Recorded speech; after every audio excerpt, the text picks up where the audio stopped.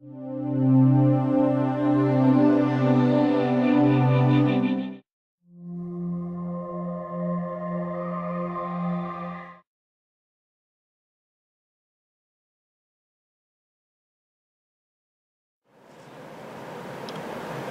everyone.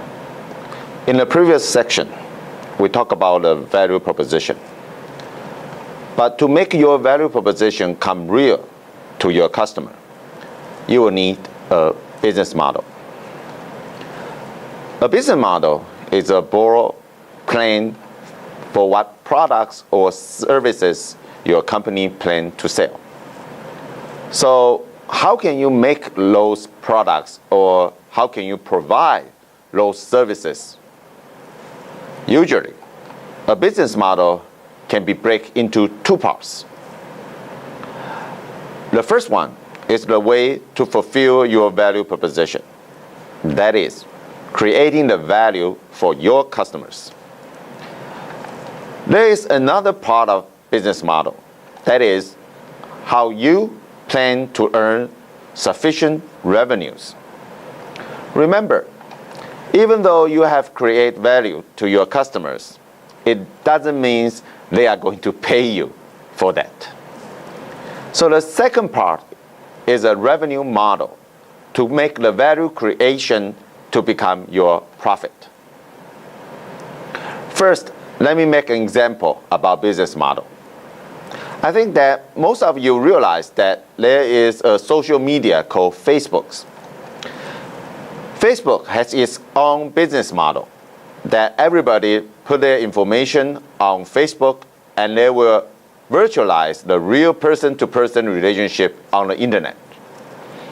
So Facebook worked very hard to ensure that their users are using the real name. And people, when watching your Facebook pages, can recognize who you are and where they can find you. And most of the time, people visit your Facebook account. They are friends. They are your friends in the real world. But here, you can have a dramatically different business model in a quite similar platform. In Taiwan, there is a similar social networking platform called iPartment. iPartment is a platform that is quite similar to Facebook's, with only one single difference. That is, people who register on iPartment always use a fake name. So on iPartment, you can talk to someone saying anything you want to say. And this virtual world, without worrying, they will know who you are.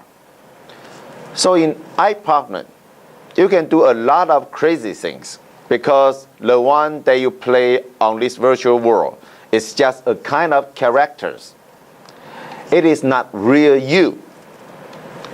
Thus, iPartment provides, not like Facebook, they provide another kind of value proposition, that is relaxations. People visit iPartment because they can play as another character and they can be totally different from their original real character. And that creates some kind of relaxations for them.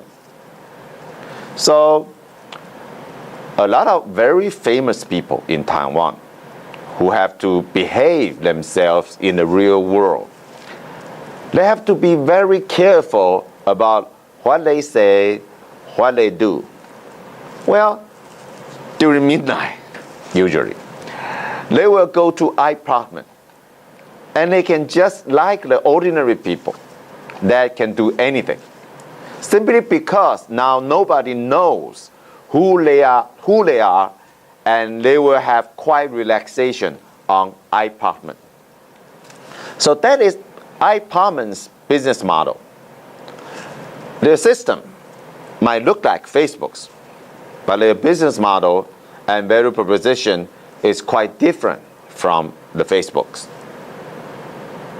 So before you build up your own business model, you have to consider different kind of strategies, because now you have to conduct your business transaction through the internet. So your business model has to ensure value creation and your revenue model. So you probably will have to remodel the way you conduct your business. So your internet process can be different, and your external relationship with your supplier and your customer can be different. And also, the way you generate your profit will be different too. To create business model is to think about what your customer really want. So usually, it will start from interviewing or observing your customer about what is their real problem, what is their needs and wants. Here, let me present a case from Taiwan's garment industry. The case talks about a company called Nanwei Textile and Garment. Nanwei is a famous Taiwanese garment manufacturer. This company received orders from Walmart or from other garment sellers from United States and other developed countries. This company invests a lot of garment factory globally, including, of course, China, Mexico, and even Switzerland in Africa. The reason they have to do so is because of the textile quota. The US government will set up different quotas for countries who want to sell textile into the United States. So in order to use that quota, garment company like Nanwei has to invest in some underdeveloped country, such as Switzerland, so that they were allowed to export the garment into the United States. But when Nanwei tried to redefine their business model, they realized that their customer had a problem. Because even though Nanwei has many different garment factories globally, orders manufacturing on certain garment factory have different features. In some factory, for example, the factory in Taiwan, the factory can deliver the order quicker than other factories. But usually, it will cost higher cost to produce those garments because, as you might know, labor cost in Taiwan is quite high compared to other countries. But in some factories, on the contract, for example, the factory in Switzerland can produce garment in a much cheaper way. But since Switzerland located in the middle of South Africa, so the transportation, the industrializations is not like Taiwan. So usually, even though the cost can be cheaper, it will take longer time for factory in Switzerland to fulfill the garment orders. So Nanwei realized that no factory, even those garment manufacturing factory in China, cannot be both quick and cheap. Since no factory in Nanwei company can be both quick and cheap, so every time when their customer want to give order to Nanwei, Nanwei has to ask his customer, do you want it quick or do you want it cheap? If you want the garment to be delivered quick enough, then you have to pay a little bit more. If you want the cost low, then you have to wait. Well, it's just a trade-off, right? But Nanwei knows that his customer are not satisfied with this trade-off. Because if you are the customer, you will always want it to be both cheap and quick. So how can Nanwei do about that? That's the challenge that Nanwei tried to solve. The value that Nanwei tried to create for his customers. So in order to make their customers satisfied, Nanwei has spent some time to investigate their customers' need. And the first thing it has noticed is that even though the customer demand for quick delivery, most of their customers did not demand this order to be delivered in one batch. Because for garment industry, they would prefer the garment to be delivered in several batches around the selling season. So at the beginning of the season, the delivery of the first batch has to be really quick. But you know, not too many garments can be sold in the beginning of the season because it will sell in full price. And during the middle of the season, the garment actually seldom sell. But at the end of the season, it will have seasoning sales. And almost half of the garment will be sold at that moment in discount price. So for buyers of those garments, they will prefer Nangway to deliver the first batch of the garment quick because they have to meet the deadline on the beginning of the season. But most of the garment can be wait for a certain period of time. Well, anyway, lots of them are not going to sell off until the end of the season. So Nangway, instead of receiving order from specific customer and pass the whole order to specific factory, Nangway decide to implement ERP system on each of their factories. And by using those ERP systems, they create a central nerve systems from the whole for the whole company and create a new business model which look like this. So every time the factory, instead of receiving order from Nangway and work with those orders, they share the production schedule information with the schedule operation center in Taiwan. And every time when Nangway receive an order from their customers, for example, Walmart, Nangway will separate that order into several delivery batch.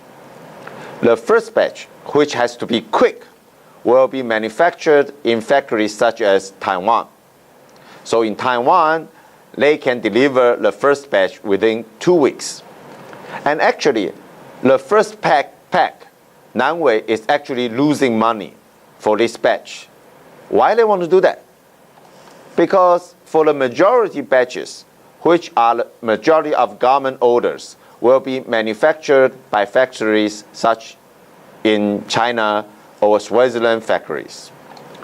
The reason Nangway make its Taiwan factory to manufacture for the first batch is because by doing this, it will save time for manufacturing in Switzerland factory, for example. So the Nangway Switzerland factory can take time to get ready and produce the final batch. So finally, the majority of the garment will be finished by China or Switzerland factory in a much cheaper cost. So Nangway now can offer a price that is so cheap that will make their customer very happy. But at the same time, the order can be fulfilled quickly according to customer standard. So now, Nangway no longer has to ask their customer to choose from quick or cheap. They now can be both quick and cheap. And that can be very variable for Nangway's customers. Even though you have great business model, create value for your customers, that doesn't really mean your customer will pay you their good money. A quite interesting phenomenon currently happening on the internet is that almost everything is free. For example, we all know that service provided by Facebook, by Google, are very, very valuable to you. Did you ever pay them anything? So, if you want to make your business model sustainable, the major issue is not only to create value for your customers. They can create a lot of value through the internet. But the real challenge is, can you create revenue from your business model? When we talk about revenue models, I would like to share you another example from Taiwan. That is a company called eLife's 3C appliance chain store. 3C stands for computer, communication, and customer appliance. So eLife is a chain store that they sell computers, cellular phones, telephone, and appliances such as refrigerator, air conditioner, television, such kind of things. Well, actually, appliance selling currently in Taiwan has keen competitions. Anyone in Taiwan who want to buy, for example, a refrigerator, they can not only buy from eLife or a lot of other major appliance chain stores. They can buy it from internet. Those internet sellers usually will sell in much lower price compared to traditional chain store. So eLife is in very dangerous position because they has to pay for higher rent and higher labor cost because they have to operate their physical store. But in the same time, people probably will visit, watch, and select any kind of appliance that they want to buy on eLife. And then they will go back home and place an order to the internet seller for its cheaper price. So eLife is very difficult to compete in these circumstances.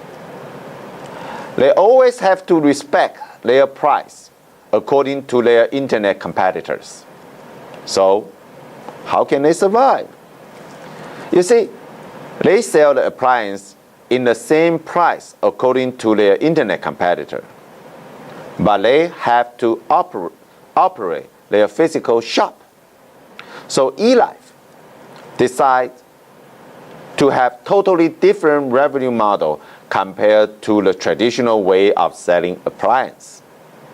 Now, if you buy appliance from eLife, they will offer you to pay by installment.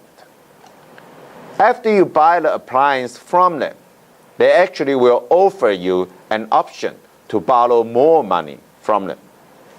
That is, if you buy a 40 inches LCD TV from eLife for NT 60,000, well, eLife actually will offer you an option to borrow another NT $60,000. Well, they are selling refrigerator, they are selling television. Why do they want to lend you the money? The secret behind eLife appliance chain store is that now eLife is actually a financial institution who can earn its profit through lending money instead of selling the appliance. In another word, it is actually a financial institution that operates a 3C appliance chain stores. 60% of their profit come from lending money to their customers. Why they want to do that and how that works? Well, in 1999, eLife implemented their ERP systems. And based on the report from their ERP system, eLife realized that, amazingly, the percentage of bad debt is lower for transactions that buy expensive family appliance. What does that mean? Well, that means in the past, eLife lent money to their customers, offer installments only if it won't be too much. So if you buy a small TV, you are more likely to get installments from eLife. If you try to buy a 40 inches or 50 inches LCD TV, it will cost too much. So eLife worry about they may lend too much money to you. So they might refuse to lend you the money because they will worry that you may not able to return the money. But amazingly, when they read a report from their ERP system, they realize that people who buy large TV, huge air conditioner, or big refrigerator, those people who usually cannot borrow money from eLife, they always return their money. But for those people who buy smaller TV, smaller air conditioner, smaller refrigerator, they actually have an even higher risk for e-life. So e-life begin to investigate why that can be happen. Why those people who have borrowed more money will return the money. They even realize that people who need bigger TV, bigger air conditioner, or bigger refrigerator are the people with families. The family man. And family men can have lower risk because they are more responsible. That's why you have family, right? Be responsible. But people who need smaller TV and are often single, and those people may not that reliable compared to those people with families. So that will offer e-life a weird position. They can become a financial institution because it is opportunity for segmentation tailored strategy. Because lending more money to those family men can be profitable. But if you are a bank, it will be very difficult for you to identify whether this person is reliable or not. But e-life has great position to identify whether this family man is reliable or not. Because only reliable family men will buy bigger TV, bigger air conditioner, bigger refrigerator for their family. Because those big appliances works to provide services not only to a single person, but to a large family. So reliable people will buy those big appliances because they want to buy those appliances not only for themselves, but also for their families. E-life define that those people are reliable people. So if those people need more money to buy the other things, it will be okay for e-life to lend them more money.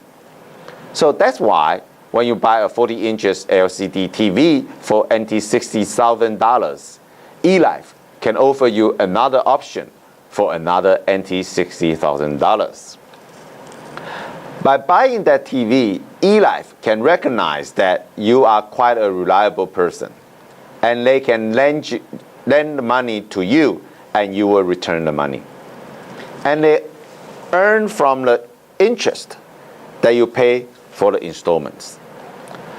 So e-life now create almost 60% of their profit by lending money to their customer compared to their competitor, who still have to earn 100% by selling their appliance. E-life can offer lower price, even lower than their internet competitors, because the low price can create opportunity for them to earn interest from their customers. So e-life can be prosperous because they have totally different revenue model compared to their customers. In this section, we have talked about creating your new revenue model from your e-business conducts. A business model contains two parts. First one is a way to create more value for your customers. And then in order to generate revenue for yourselves, you will need a revenue model. Now, combine these two together, you can create a business model that not only create value for your customers, but also can generate profit for your sustainable development. This is why you need a business model. So, thank you for your listening. Thank you.